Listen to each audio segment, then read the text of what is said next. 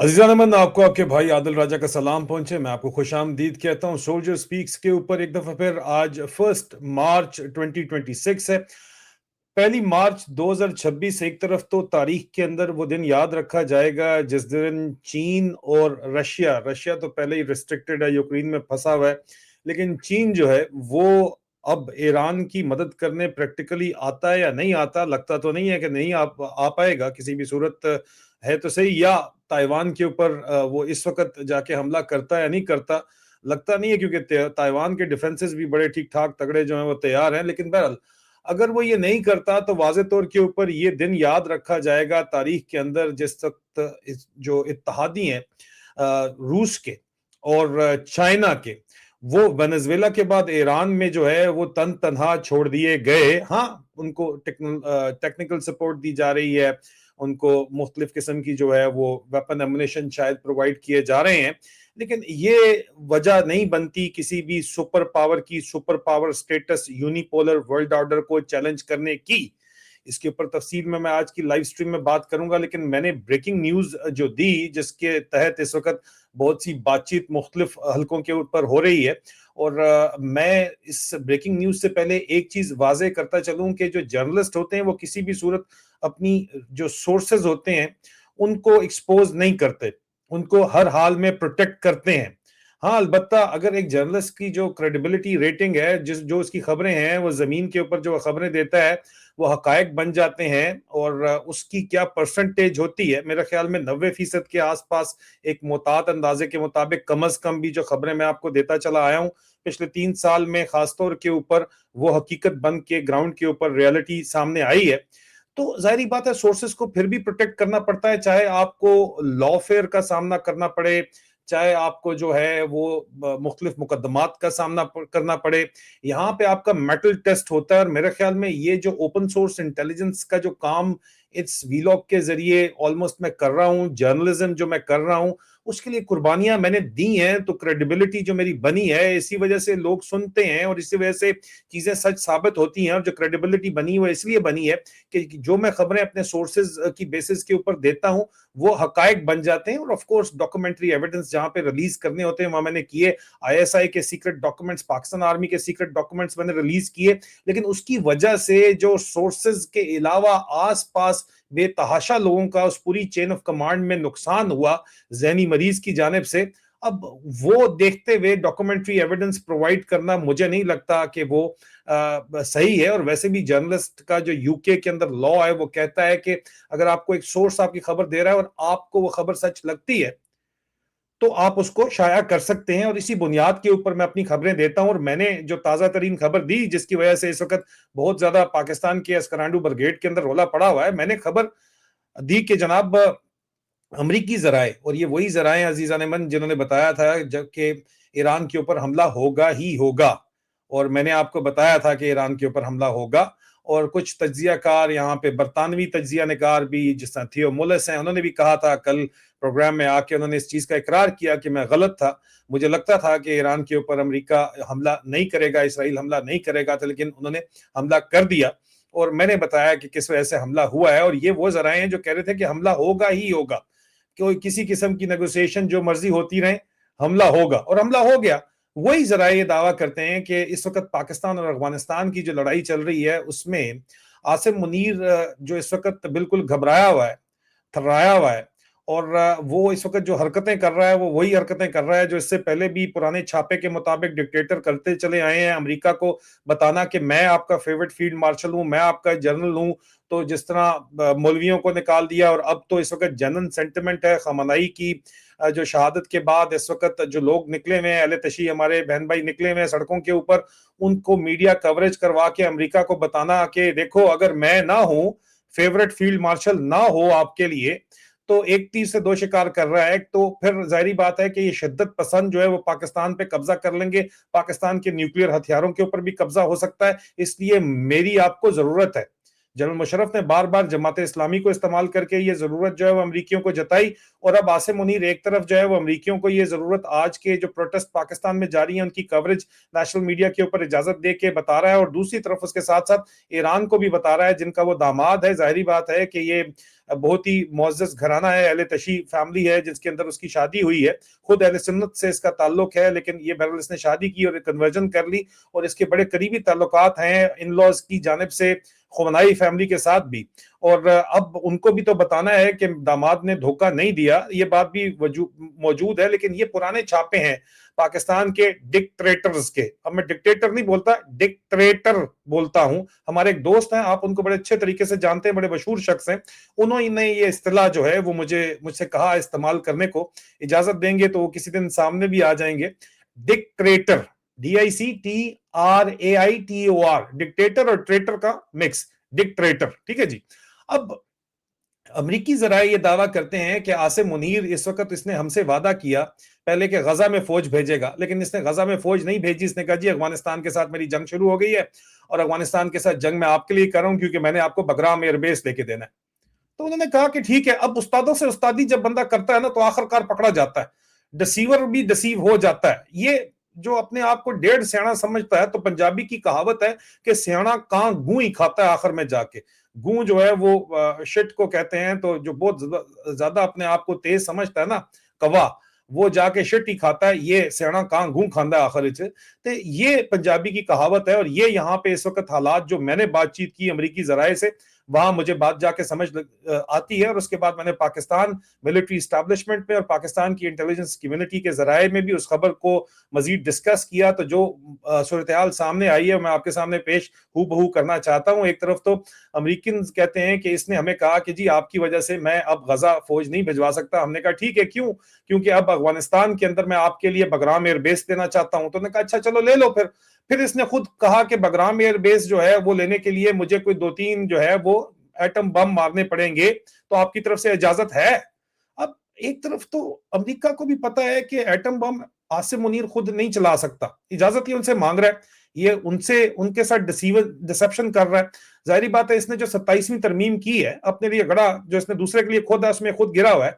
उसमें national command authority का, national strategic forces का एक नया उसको जर्नल प्रमोट करके 4 स्टार लगाना है, जो कि सीट खाली है। उसकी मर्जी के बगैर तो जो है ये काम हो नहीं सकता। दूसरा, पाकिस्तान मिलिट्री स्टैब्लिशमेंट के जराये के मुताबिक आसिम मुनीर के पास न्यूक्लियर कोड्स भी मौजूद नहीं है कि वो ये बजाते खुद ये फायर कर सके, ये फैसला कर सके।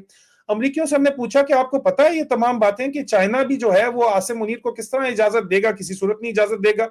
उन्होंने कहा जी हमें पता है अच्छे तरीके से कि ये हमें फुद्दू फिक्स कर रहा है, लेकिन कोई बात नहीं, अगर ये फुद्दू फिक्स कर रहा है तो करके दिखा दे फिर। हमने कहा ठीक है, फिर कर लो जाके, शाबाश, करके दिखा दो फिर जाके।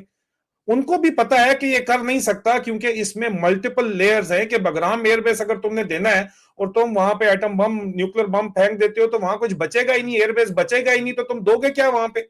ठीक है। और वहां पे कोई नई कंस्ट्रक्शन नहीं हो सकती। इतनी ज्यादा जो है चेरनोबिल में आपको पता है कि किस वक्त ब्लास्ट हुआ था, और आज दिन तक उसके इम्पैक्ट मौजूद है।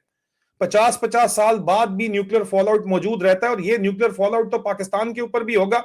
अगर ये अफगानिस्तान में करना चाहते हैं, कंधार के ऊपर, काबुल के ऊपर, या 2 ही मेन शहर हैं, अगर वहां पे कुछ करना चाहते हैं, जलालाबाद में भी करना चाहते हैं जो उनके मेन सेंटर्स हैं, तो वो उसका फॉलआउट, जो न्यूक्लियर फॉलआउट है, न्यूक्लियर डस्ट का फॉलआउट है, एक तो वो पाकिस्तान में होगा, खैबर पख्तूनख्वा में खासतौर के ऊपर होगा। इनको उनकी परवाह तो नहीं है, लेकिन जो नक्शे हैं, कौमों के नक्शे बदल जाया करते हैं। इस तरह के वाक़े से कोई मजाक नहीं है, ये इतना बड़ा मजाक समझ रहा है और ये इजाजत मांग रहा है। इजाजत तो हमें भी पता है कि अमेरिका से लेनी पड़ती है किसी किस्म की इस तरह की हरकत करने की। पाकिस्तान की नेशनल कमांड अथॉरिटी भी अमेरिका की फंडिंग के साथ जनरल कदवाई ने बनाई थी, तो अमेरिका की ओवरसाइट उसके ऊपर मौजूद है और इजाजत के बगैर वो चलाया नहीं जा सकता। लेकिन अमेरिका ने अगर इजाजत दे दी है तो उन्होंने भी तंजिया तौर के ऊपर ही कहा कि चल फिर पुत्र, मेरा पुत्र आगे लग करके दिखा। फिर उनको भी पता है ये कर नहीं सकता, लेकिन ये अपनी तरफ से डेढ़ सियाना बनने की कोशिश कर रहा है। और सियाना कहां क्या खाता है, आपको मैंने बता दिया क्या खाता है। एक तरफ तो ये मामला है, दूसरी तरफ फौज खुद कहती है अंदर के, यार ये तो हो ही नहीं सकता कि ये काम करे और ये इसकी इजाजत फौज खुद दे दे, जिस तरह गजा में जाने की फौज ने इजाजत नहीं दी।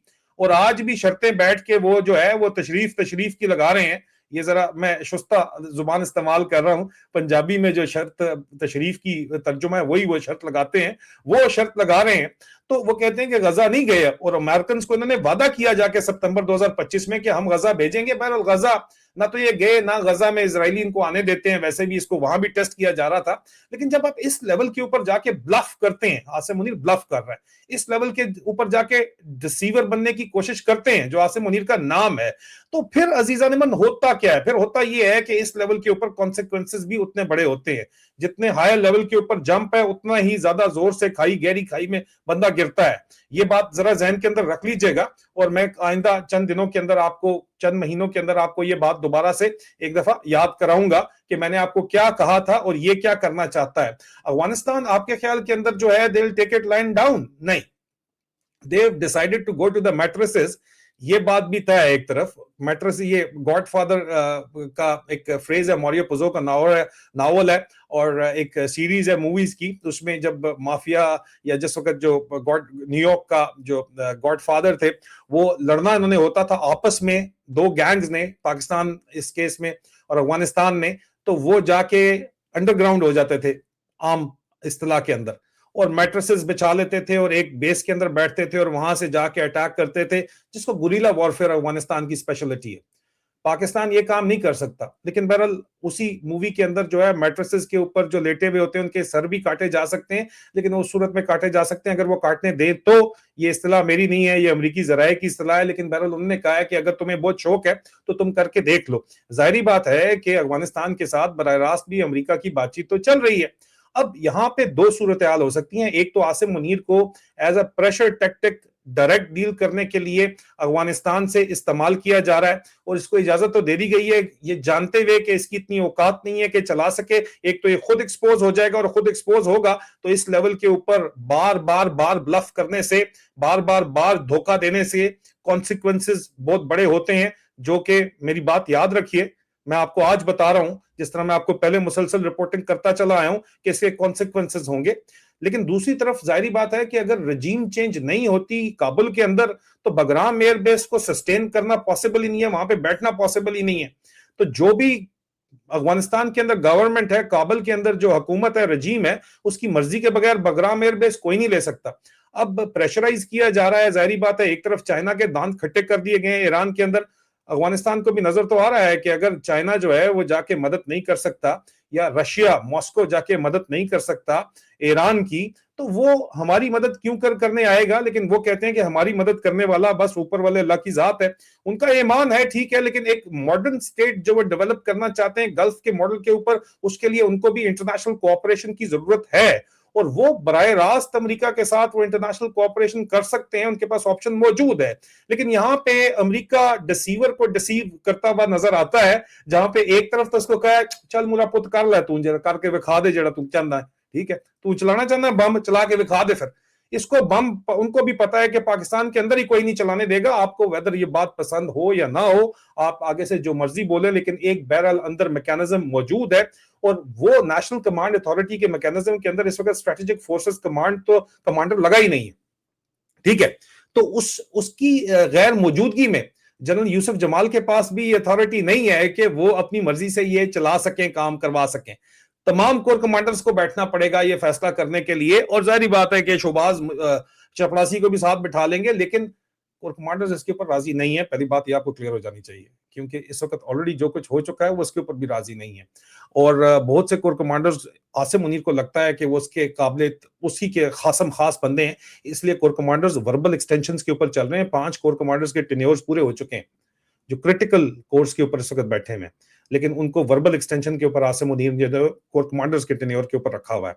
लेकिन आसिम मुनीर को यह लग रहा होगा कि वो उसके लिए काम करें, नहीं, आसिम मुनीर जिसके लिए काम कर रहा है वो भी उसी के लिए काम कर रहे हैं, रिपोर्टिंग वो भी पीछे उधर ही कर रहे हैं, ये हकीकत है। और उनकी मर्जी के बगैर जाहिर बात है ये काम नहीं होगा, क्योंकि उन्होंने पाकिस्तान का डोमेस्टिक जो सेंटिमेंट है वो देखना है। इसी डोमेस्टिक सेंटिमेंट की वजह से गजा में आप बार बार, जो मैं आपको बता रहा था कि ये फौज, आसिम मुनीर बार बार ऑफर तो करता रहा, लेकिन अमेरिकन को भी पता था, अंदर उनके पास भी पल्स थी कि जनाब ये खाता जो है ये नहीं कर सकता, ये हमें बोंगियां मार रहा है। और गजा में फौज नहीं गई, और आसिम मुनीर ने आखिर में बहाना किया कि जी अफगानिस्तान में फ्रंट खुला हुआ है और वो फितनतुल हिंदुस्तान है, अफगानिस्तान वाले ये ड्रामा जो कर रहे हैं। हालांकि हिंदुस्तान फुली अलाइंड है इस वक्त वेस्ट के साथ, इसराइल के विजिट के बाद खासतौर के ऊपर। तो किस तरह आप ये बातें कर सकते हैं? देखें, उस्तादों से उस्तादी नहीं की जा सकती, एक हद होती है। बार-बार मैं कह रहा हूँ कि ब्लफ करने की, ये मज़ीद ब्लफ नहीं किया जा सकता जो करने की कोशिश ये कर रहा है। और आखिरी बात ये है कि ये जो वेटरन ऑफ पाकिस्तान का प्रेस रिलीज आया है, जिसके ऊपर मैं इससे पहले वीलॉग में तफसीलात बता चुका हूँ, ये प्रेस रिलीज एक्चुअल में असल सेंटिमेंट्स हैं। ये जरनैल साहिबान है, ब्रिगेडियर साहिबान है, पिंडी में बैठ के बात करें। जूनियर ऑफिसर्स को तो नहीं पता होता, लेकिन ऊपर वालों को पता है। ये इस तरह नहीं कर सकते बातचीत। यहाँ पे आसिम मुनीर अपनी जो इस वक्त